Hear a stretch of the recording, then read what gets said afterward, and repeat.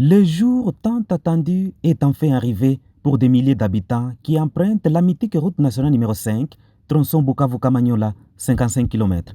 Ils n'ont pas privé leurs yeux le droit de voir le ministre d'État et ministre des Infrastructures et Travaux publics, Alexis Guissaro. À ses côtés, le ministre d'État et ministre du Budget, Emeboji Sangara, et le gouverneur du Sud Kivu, Théo Ngwabidje Kassi, qui ont marqué d'une empreinte digitale leur présence à la cérémonie consacrée au lancement des travaux d'achèvement de la modernisation de cette route, de portée régionale et internationale, car elle relie le Sud Kivu à d'autres provinces sœurs et aux pays voisins.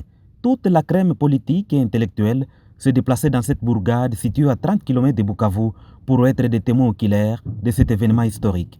Tout commence ici par les mots dans son discours, le gouverneur du Sud Kivu, Théo Ngwabidje Kassi, dont le nom restera gravé en lettres d'or, a remercié le chef de l'État, Félix-Antoine Tshisekedi, pour avoir répondu favorablement à son plaidoyer, lequel vient concrétiser une fois de plus sa vision de doter le pays tout entier et le Sud Kivu de Théo Ngwabidje des infrastructures routières pouvant faciliter l'interconnexion du chef-lieu au territoire. Son achèvement constituera, nous n'en doutons pas, non seulement une fierté nationale, mais surtout une réponse du chef de l'État à la requête des populations du Sud Kivu. Ça sera une route de 9 mètres de largeur et 1 mètre de part et d'autre des accotements pour les piétons. Le ministre d'État et ministre des Infrastructures et Travaux publics, Alexis Guissaro, a souligné que la modernisation de cette route de souveraineté nationale, c'est un motif de fierté pour le pays de Félix Tshisekedi.